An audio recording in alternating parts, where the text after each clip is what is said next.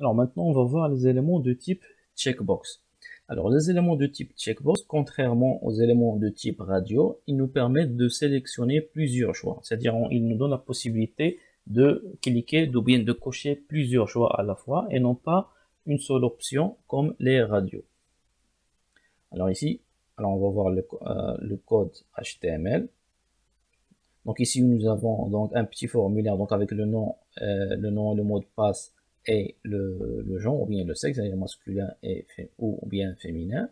Et là, par exemple, je vais avoir par exemple une checkbox, par exemple des couleurs préférées de la personne.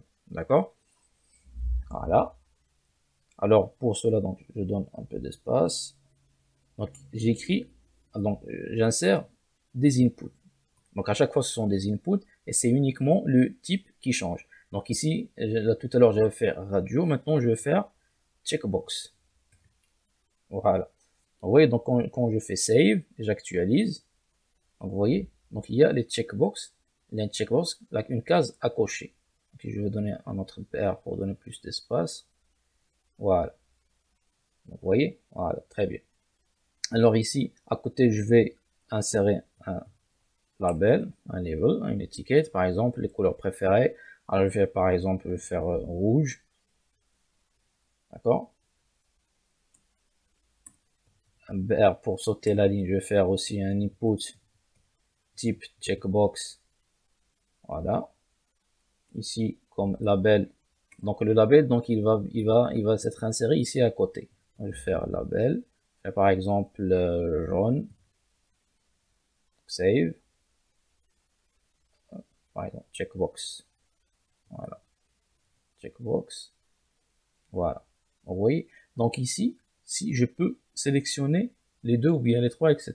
En fonction de ce que je veux, je peux sélectionner par exemple toute la liste. Donc c'est pas un problème, contrairement à ici, où j'ai le droit de sélectionner un seul élément. Vous voyez? Donc ici par exemple, je vais ajouter d'autres éléments. Donc input, alors je vais faire par exemple, donc rouge, je vais faire par exemple vert.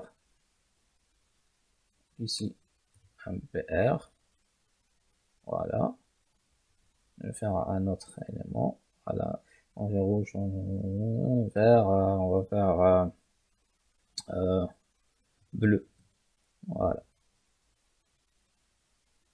Alors, vous voyez, donc ici, je peux cocher autant d'éléments que je veux, mais là, j'ai le droit de sélectionner qu'un seul élément. Donc ça, ce sont aussi les checkbox. Donc c'est en fonction du besoin.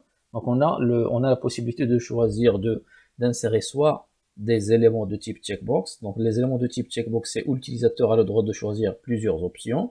Et les éléments de type radio, c'est où l'élément ou l'utilisateur a le droit de choisir qu'un seul élément. Voilà.